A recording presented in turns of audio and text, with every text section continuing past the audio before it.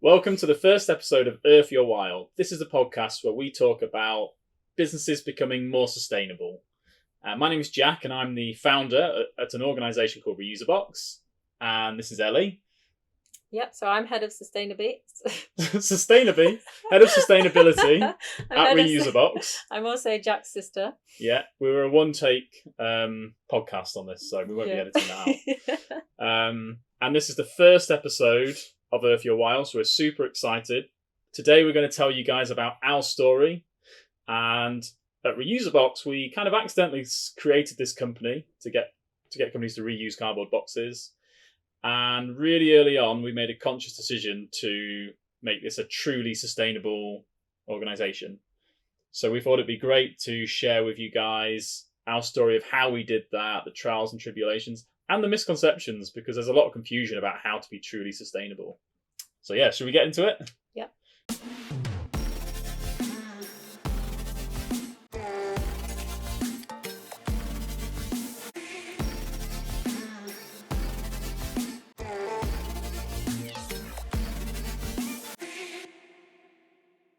Cool. Okay, so let's start with our backstory, shall we? So you're my sister. Yep. Yeah. And we grew up in a village in Lincolnshire, which was fun-ish. And our dad was self-employed. He ran a small business, and our mum was a stay-at-home mum. And that was our kind of upbringing, really. I think we grew up in a quite a sort of lower middle class background. We went to quite good grammar schools. I think the big thing I remember from our childhood really was just our dad and him running his small business. He was kind of like a self-employed one-man band. He'd been a salesman in the packaging industry years before, and then he started selling used boxes in the 90s, and then he ended up getting some buy-to-lets in like 2000, early 2000s, which wasn't a great idea in retrospect. No. After the recession.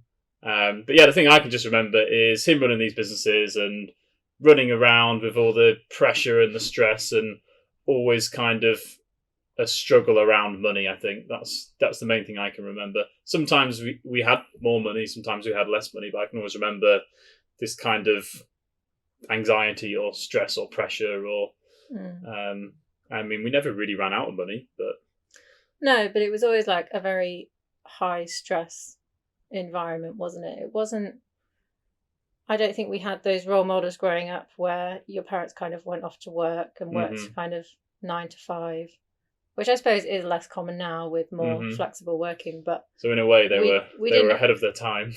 But it was a lot more stressful, perhaps. It didn't seem very healthy to me. Yeah. Looking back at it at the time, you don't think that. You just kind of think this is just normal. I suppose running a small business is very stressful, isn't it? And there's lots of ups and downs of that. And I suppose when you have a young family, I guess there are a lot of struggles that we probably weren't aware of. Yeah, I think that's true.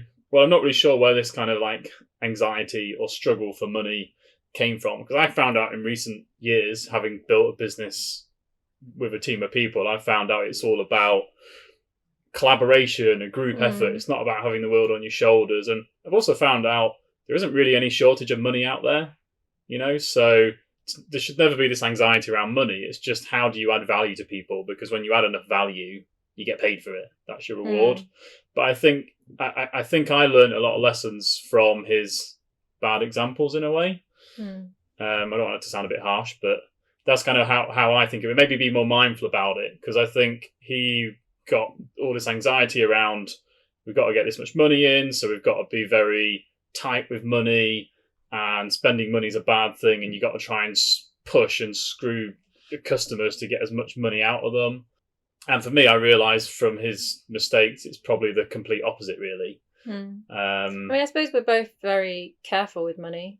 I mean, I know I am. And I think that's definitely come from growing up in that kind of environment.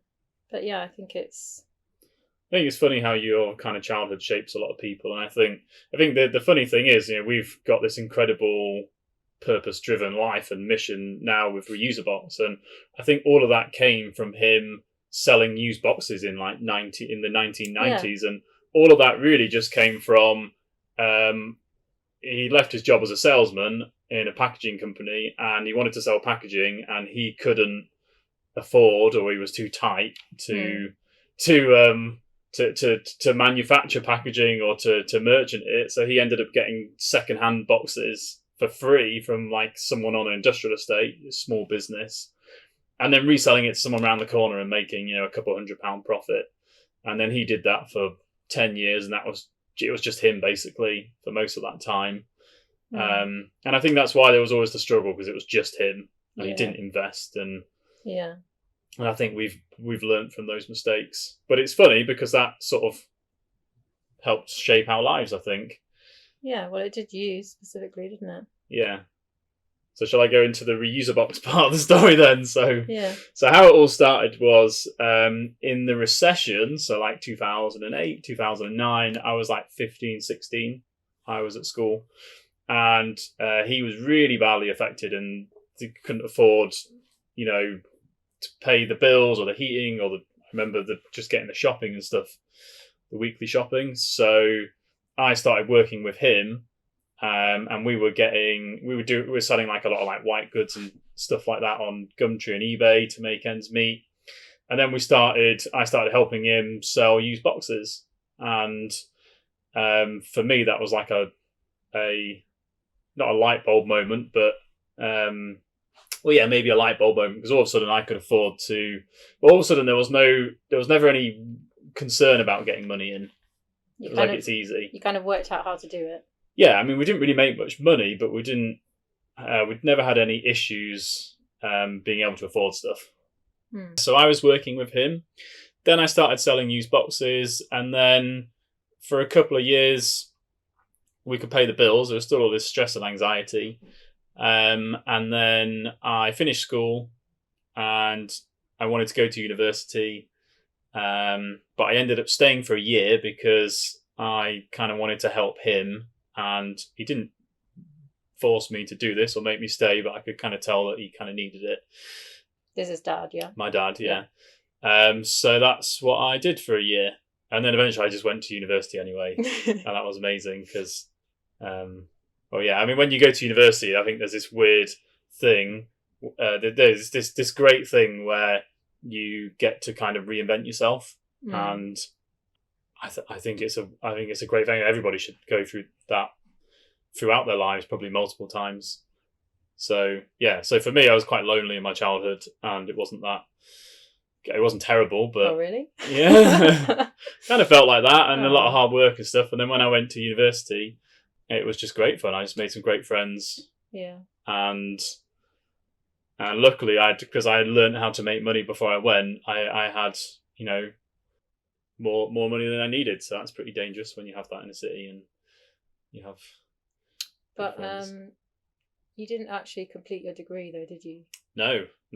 I did one day. I did computer science because I was trying to mess around with e-com and websites for the business for selling boxes. So I was like, I'll do computer science and then we'll have an amazing website.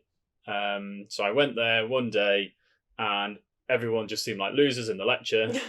and I was just really deflated, and I got like a few calls and texts in my first lecture, and I think we made like £800 profit, and then I was just like, eh. So you were selling boxes whilst in your lecture? Yeah. So I would sell them, and then my dad was back home in Newark, so he would sort of arrange the logistics and stuff, and we had a van, so he might deliver them or whatever. That was kind of.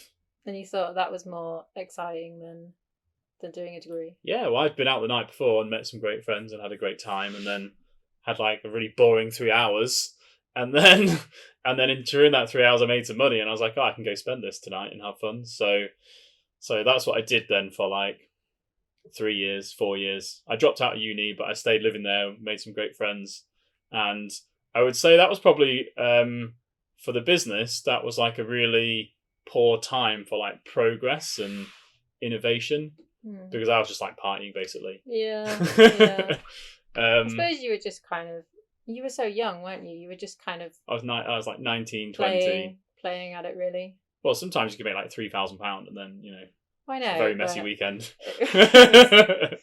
Yeah. But it was wonderful. But I think whilst the business didn't progress much, it was really just me doing selling in a one-man band. But I progressed a lot. I think I grew massively as a person, and just thanks to having friends and building that kind of network, I think it's really important. I suppose you'd grown up. Well, we both grew up in such a rural area that sometimes it helps to move to a city and just to meet new people and kind of. I completely reinvented myself, and it was so much fun. So that's my childhood. What was it like from your side of the equation? Because I was thinking it's interesting with this. It's a bit different to other podcasts because we've kind of had a shared experience for a lot of our lives, but then you can hear like different perspectives. Yeah. So, and of course you weren't helping me early on with Dad, so. No, well I'm a few years older than you. 5 to be precise. Yeah. So I suppose when you were doing all this with Dad, I had already gone to uni. I mean, I didn't really know what I wanted to do either. I don't think a lot of people know what they want to do, apart from a few fortunate people. So I went off to Sheffield to do a degree in English literature. I met some great people as well. Yeah. And then I dropped out after I feel like this is a running theme within our family. Yeah, probably. So I didn't last very long. And this is separate to when I was in Sheffield. This was like a few years before. So our paths never crossed. No. Thank God. No. I feel like my friends wouldn't have gotten with your friends. So. Okay, thanks. But and then I came back home. I got a job for a bit, didn't know what to do still, and I thought I kind of wanted to do something more vocational. Didn't really know what to do though, so I did a degree. I ended up doing a degree in planning and property development at Nottingham Trent University. Sounds very corporate, Eleanor. It does. Sounds very suited and booted. Yeah, so I was going to be a surveyor, and then I finished the degree. I did actually do this one, unlike you. Then I got ill. I wasn't very well for a bit, so I got diagnosed with epilepsy. So this was when I was about 21, 22 maybe. And I wasn't really doing anything for a while. And because it took a while to kind of get it under control. Because I was just kind of having seizures basically. And I think just that kind of, it just made me think that I wanted to do something with a bit of purpose. Yeah. I kind of felt like I wanted to help people, but I didn't really have any qualifications that enabled me to do that. Yeah. And then I suddenly thought, oh, I could go and be a teacher because you can go and do a PGCE when you've got a degree. So did the epilepsy, did that go away then, or how did that? It just kind of gradually got under control. I mean, I still have it. It's just something. What did you think when you got diagnosed with epilepsy? Because I can remember, I think the first time you had a fit, because my bedroom was next to yours, and you were home for some reason. Maybe this is because you dropped out of uni or something. I don't know. Who knows? You weren't living at home, but you were home for a small amount of time. Our paths crossed briefly. Yeah, like ships that pass in the night. But yeah. So I remember hearing this like weird noise. It's like something like that, and like some shuffling. And I thought at first I woke up and I was like, "Is that an earthquake?" I swear we used to have earthquakes when we were younger. Do you remember like when we were younger there'd be an earthquake every now and then? I've not had one of those for years. Were you? I don't know. No, I remember when we were younger. I swear there used to be more earthquakes in this country. You get the odd one. Yeah. I have not seen one for ages, or I've been asleep. Anyway. So you thought it was an earthquake? Well, no, but when you have an earthquake, I remember when I was little, waking up and like the wardrobe would be shaking in your room or something, or my room, I can't remember. Well, our rooms were next to each other, weren't they? Yeah. And I remember this noise, it sounded like a person, like almost like a bit like a choking noise. But then I heard like the shaking. I thought, oh, it was Eleanor's wardrobe shaking. So I don't know why. So then I had a look, but then you were like, yeah, I guess I didn't know you were having a fit, but that's what was happening. So I went and got mum and dad, and then we called an ambulance. I remember your eye. You know when your eyes are like roll into the back of your head. Yeah. You know when you're little and you do that thing. Yeah. I remember your eyes were doing that, and I was like, "This is weird."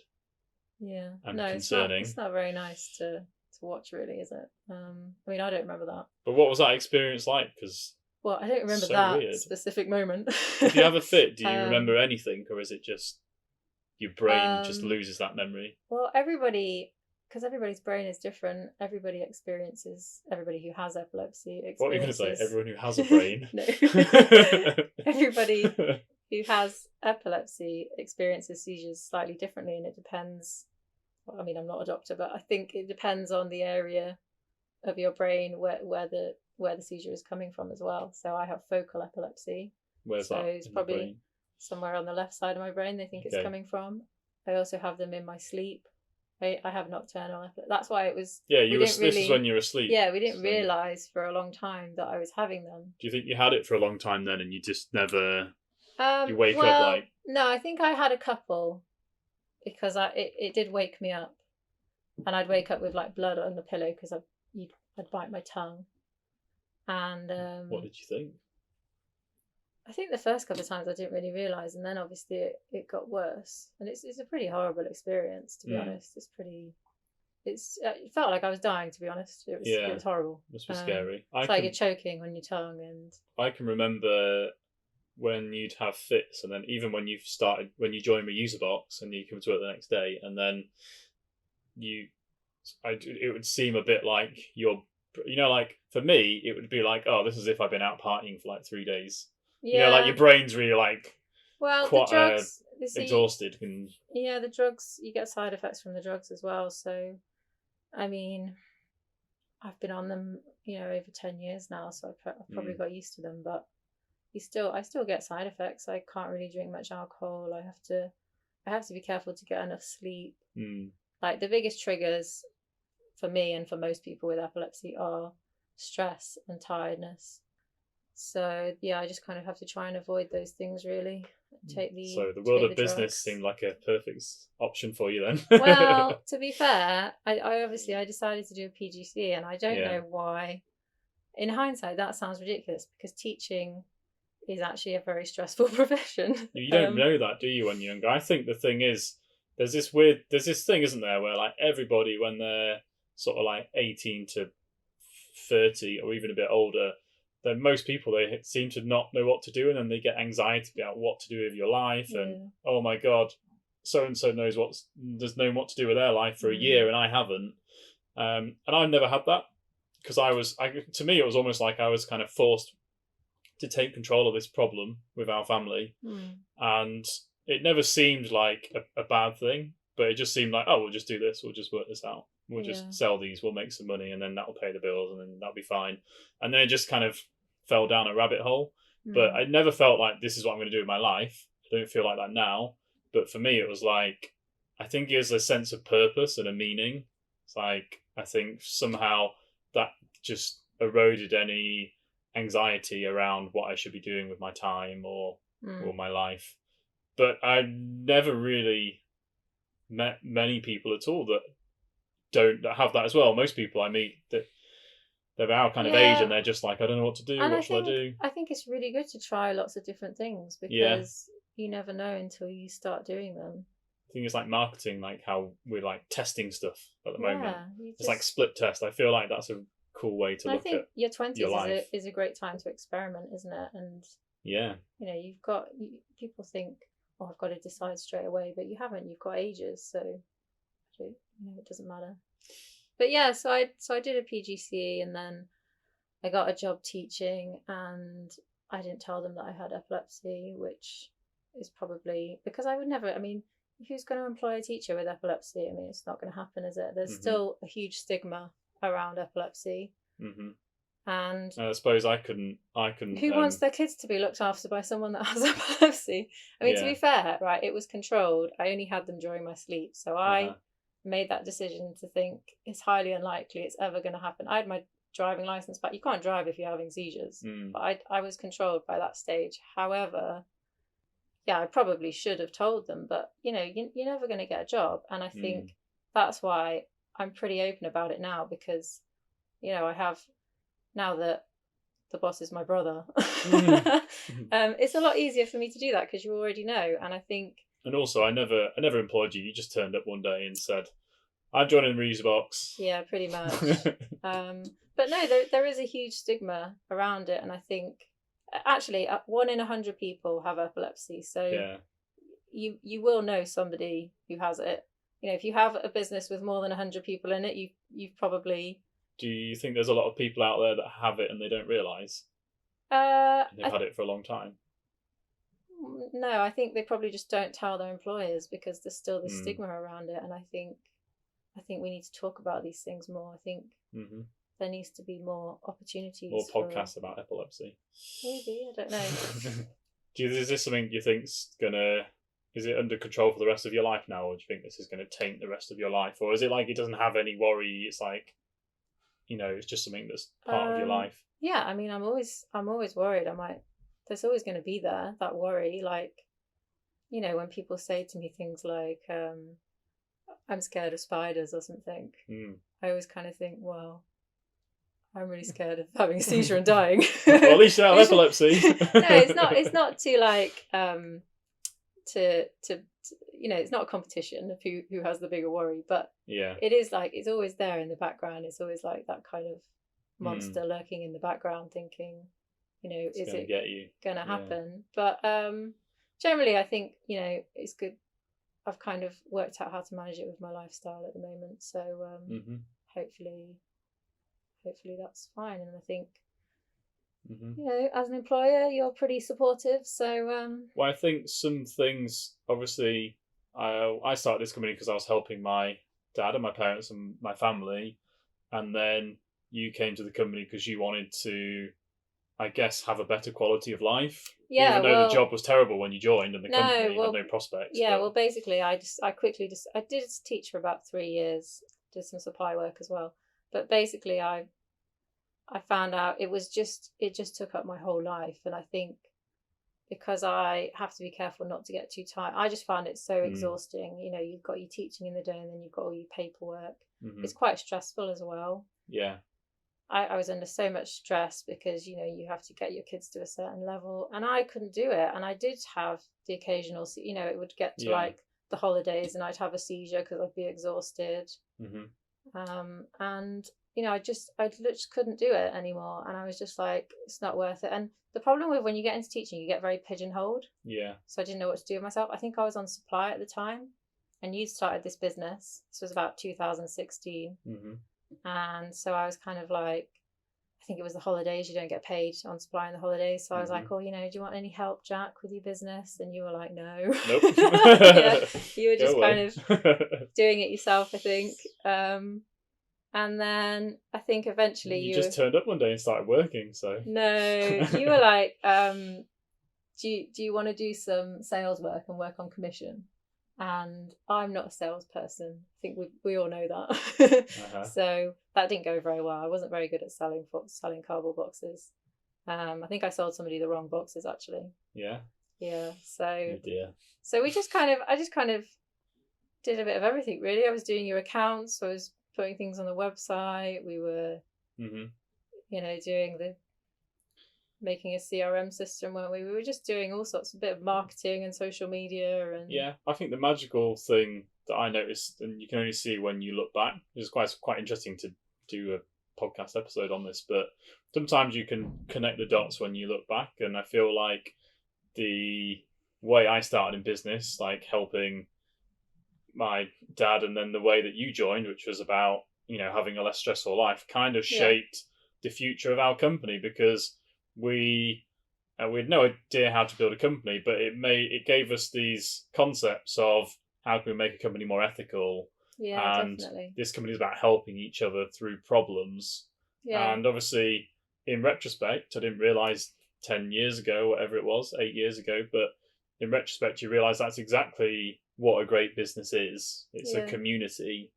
So I remember really early on, I was like, I lived maybe an hour away at the time. So I was like, if I'm going to come in every day, I need to be starting. I can't start before 9:30. because I'm going to get too tired. And you were like, yeah, that's fine. So it's just about making those adjustments, isn't it? And we were doing that.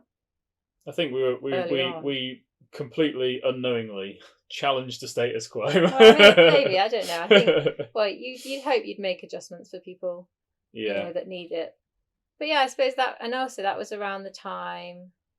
So obviously, when you started, it was all very much just about buying and selling cardboard boxes, wasn't it? Yeah, well, it was our mission at the time was pay the bills for the family, and then I went to Sheffield and developed as a person, and when I left Sheffield, I could have stayed. I had a really great group of friends and stuff, but I was kind of like, I just had this feeling inside of me that I need to focus on building this business. And because we were storing the used boxes in a local shed on a farm to my mum and dad's house, which is how it all started, I had to move back there. So I moved back to my mum and dad's house and left all my friends. I was having a great time. I know. I still can't understand why you did that. I don't know why I did that, but I just had this feeling like, if we can do this, because I had a feeling I really liked the idea, the direction and the purpose the job gave me, and I liked my friends, and I had like a little community and stuff. But then they were like separate, and I guess I kind of felt like, well, I should be able to like merge them really. And of course, none of my friends wanted to sell used cardboard boxes for me. So I don't know why. So I had to build a new community. But yeah, I came back here and then just lived with my mum and dad, and I just worked like 20 hours a day. And then after about a year, you joined. Yeah. That's where your story intertwines. I had no intention of just helping you to buy and sell cardboard boxes, if I'm completely honest. It didn't interest me whatsoever. Cardboard boxes are very boring products. They will get you bored.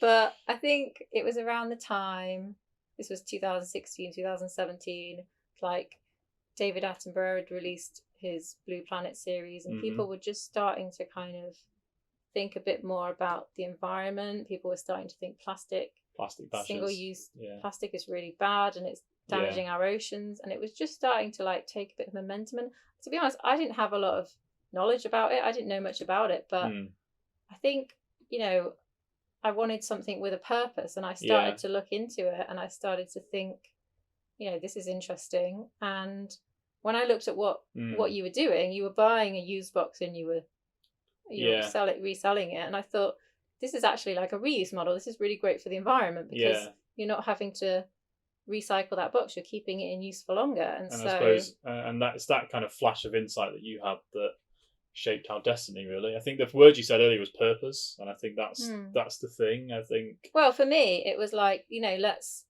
let's shout about how great this is for the environment. This isn't just a cheap box to pack your products in. This is like a way you can actually, a really easy, simple way that you can help the environment. And it's like, and then we thought, well, let's find out how much better, I think it was your idea, let's find out how much better it is to reuse a box rather than recycle a box or buy a new box. So we had this carbon footprint tool made. We worked with some environmental consultants and an academic at Lincoln University. And we were like, and even I was shocked, like when we got the the stats back, this is how much better it is to reuse. You save, like, when you reuse a ton of cardboard, you save 5 trees, half a ton of carbon, loads, like 21,000 litres of water, because there's so much water needed in the process. I can remember the people that did it with us, they were amazed at the stats. And it's just like, it's such a simple idea, and yet it's quite an old-fashioned thing, really, just reusing things. It's very traditional, isn't it? I think that was amazing, because I accidentally set up a business basically with my dad, basically, and then I just took it and ran with it on my own. Then you joined, but then you worked out what we'd actually done was we'd actually created an environmental committee that could have a real positive impact, and it just, I don't know, it just kind of shaped our entire lives, I think. Yeah, and it worked.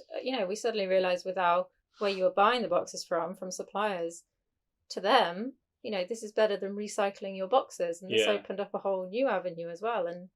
And it grew from there. And I think at a really early stage as well, I think I said to you, I think we should start planting trees. I think we could plant a tree for every order that we place. And this was early on, and you were like, no, don't do it. You're like, we can't afford that. Basically, every conversation we have is, you're like, oh, we should do this. And I'm like, no. And then I come into work and then you've done it anyway. No, it didn't happen for a while, to be fair. But eventually we did start planting trees. And I think... You're like chief rebel officer at the Reuseabox. Yeah, maybe that can be my name.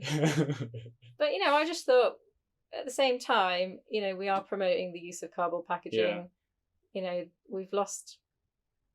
I can't remember the stat now, but so many trees get cut down every year. I actually quote this sometimes to people, so some people might want to fact check this, but what I've heard is the Earth has lost half of its trees, half of its forests. So I think although planting trees isn't the answer, it's still really important that we start doing that, and that's... Yeah, I mean, we're not going to save the world with getting companies to reuse boxes. But the solution is a sum of lots of parts, and circular economy, reuse, businesses working together and collaborating. Yeah, it's a big part of it.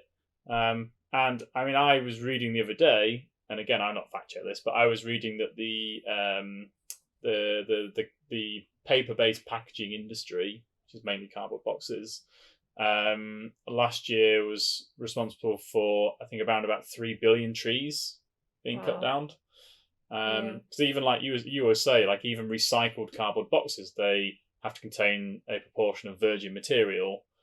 Yeah, well, the problem is you can't recycle cardboard infinitely. Yeah. So, because each time the fibres get stretched, so to get around that, they end up adding a proportion of new pulp, which obviously comes from cutting down more trees. Yeah, and also it's a global supply chain. They're cutting down trees in Europe and Southeast Asia, and they're shipping them across the world to paper mills. And then, like you said, it's so energy intensive. The process uses so much energy and water. And then we're always amazed because we go to people, especially suppliers, that want to join us and give us their used boxes, and we say, here's the story, all of that to turn this into basically the same thing again. Yeah. A box into a box. Yeah, and there are just in the UK, millions of cardboard boxes are being manufactured. Yeah. I think there's every week. I think there's a very large, well-known cardboard box manufacturer and recycling company who I won't name, who say that they can recycle a box and get it back in and turn it back into another box within 14 days. Oh, apparently, that's their claim. Yeah. And it's kind of like, well, that's great, but you don't need to do that, It can be reused. Like most boxes can be reused a few times, And the other thing is, though, it's that collaboration thing. Like that big box manufacturer you're talking about, there's a massive place for them for businesses because lots of businesses need bespoke boxes. Yeah. You don't want airspace in boxes because that's bad for the environment as well. But also, there are millions of cardboard boxes being produced every week, which there's another business out there that could use them, and they would be perfect for them, and it's going to massively, as a society, it's going to massively reduce our impact. And those numbers, 3 billion trees a year at the moment, half of all the trees. I mean, the one of the answers to global warming really is just get the carbon out of the atmosphere, and trees do that naturally. There is a natural solution, right? Yeah, well, it's better to protect existing trees rather than to plant new ones, and that's what this model tries to promote, isn't it? Yeah, and I think obviously we continued to grow, didn't we? Just going back to what happened. We digressed. So the story. So you came and you turned us into an environmental company. We got this amazing sense of purpose, and then the last sort of 4 or 5 years, it's really been that mission. And a lot of people listening and watching are probably going to be people that have built businesses, so they're going to understand that kind of mission that you're on around finding talented people, around looking after them, around giving them direction, investing in them, investing in a business. Because we've grown from, literally just getting a handful of used boxes for free and trying to sell them as like house moving packs on eBay to, what was it this year? Is it 1.8 million boxes we've reused so far just in the last 6 months? No, not quite. Okay. I think last year we diverted about 1.6 million boxes to reuse, but I think this year we're on about 900,000 so far. Obviously, we're only part way through the year. And we nearly turned over nearly £3 million last year, and we're a tiny company in the industry, but clearly that kind of growth and that kind of demand shows there's a place for this. Businesses will collaborate and work together. And the wonderful thing is, when we are reusing a box, when we remove the manufacturing process, we're also removing a large part of the cost. So how have you found growing the business? Because obviously it was just you, and maybe Dad helped you a bit in the beginning. Mm-hmm. Then I arrived, and then you arrived and rocked the boat. Yeah, but still, you are, you're like the CEO. So how have you found kind of becoming a leader and growing the business? Because it's not been easy, has it? No. Well, the thing is, you have to learn by by getting over and through the problems. And again, there's probably lots of people listening that are growing businesses, and they all agree it's quite a lonely kind of place sometimes, where you're kind of locked in your own head and sort of going over the problems and how you can fix them, and there doesn't seem any way out, and then you get over them, and then there's a whole world of new problems. But the thing that I think has been that's really helped it and make it me more mindful, make it more of an academic exercise, is that we made that conscious decision to have a purpose-driven company really early on. And for me, I think when it's not about profit, profit obviously is our most important objective, because if we don't make profit, then the company's dead and everyone's out of a job. But you have to make profit. But when you have a purpose, and this is about something bigger than profit, bigger than yourself, it really lets you connect with people. It's I think a lot of business these days, it's very dehumanizing, or it has been. A lot of these big corporates that really run society, and they're dictated by shareholders and profit, and I think we took a completely different route, thanks to you. Well, yeah, I wouldn't be here unintentionally, but it happened. If we weren't like that. And I think it's helped to attract employees to the company who are interested in that as well and want to share in that. Well, that's purpose. The thing. You attract really great people, and when you have people and they're thinking about something else, something bigger than themselves, there's this crazy kind of electricity to the day and to attacking things. This massive sense of energy and positivity, and that's what makes it easy to get over the problems, because we're building a community around it, and it's really inspiring as well as a leader. And you realize you want to get better at a leader. You want to understand how to influence and motivate and help people, help them grow. I think it's quite a spiritual thing in some ways, building a company. It's very exciting, isn't it? Yeah, it is exciting. Exciting and full of headaches. But it's cool. And now that's going to step on, because now we've got opportunities to work with really great brands and organizations, and it's just as simple as telling them our story and telling them our purpose, and people are like, oh my God, why don't more people do this? What's it been like? Again, the interesting thing for me is hearing your perspective, because you've got a shared experience we have, but you're on a different side of it. So what's it been like for you what's it been now, 5-6 years?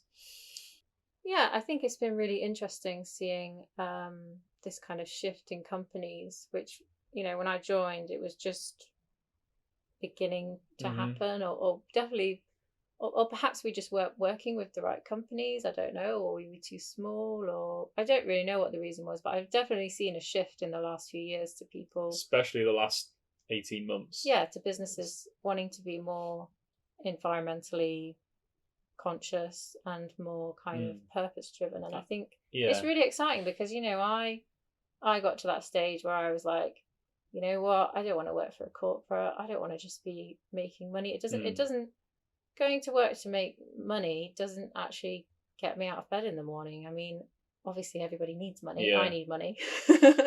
But I need something more than that personally. I do. And I hope there's other people out there like that. And I think, it's just really exciting at the moment, because I know we're connecting with a lot of like-minded businesses that also feel like that.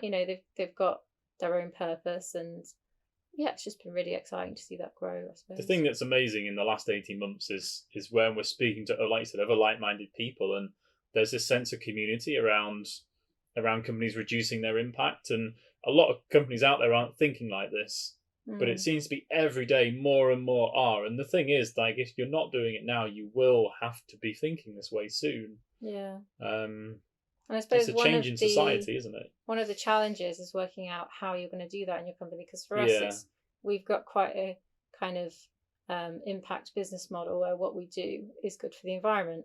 But not every business has that, and that's okay. Yeah. But it's working out how you can still, make your business sustainable and do the right things by people and planet, really. Well, unfortunately, there's so much confusion, communication. There's so much confusion, and there's such little legislation, and people they just don't know. I mean, the amount of people we speak to on a daily basis, and they go, well, we're doing our bit for the environment. We're recycling our boxes. Recycling is, recycling has an impact, and there is better ways. But I think the biggest challenge for people at the moment is just understanding, getting some clarity on what's good, what's bad, what could we do. And that's why they should listen to this podcast, because we're going to give them advice. We've got some great guests coming on this season. Yeah. Absolutely. That's all we've got time for today. So I've had a really great time telling people our story, Eleanor. Anybody that's listening and watching, please keep following us for the rest of this series. We've got some amazing guests lined up. We've got like another 15 episodes, and we've got some really great stories of people that have built sustainable companies, or people that can help transform your company to being more sustainable. Thanks for listening to Earth Your While, the podcast that uncovers the truth about how to make your business better for the planet. We hope today's been Earth Your While. Earlier this year, we joined a group of inspirational business leaders who pledged to plant 1 million trees over the next 10 years. If you'd like to help us reach our goal, or you'd like to find out some more information, head over to reuseabox.co.uk/Earth Your While.